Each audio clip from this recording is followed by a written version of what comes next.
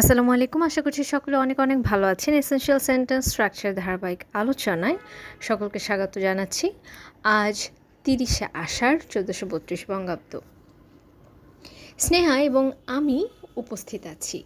বাংলায় এই বাক্যটিকে যদি আমরা ইংলিশে প্রকাশ করতে চাই তাহলে আমরা ব্যবহার করতে পারি Sneha and I are present এই বাক্যটি।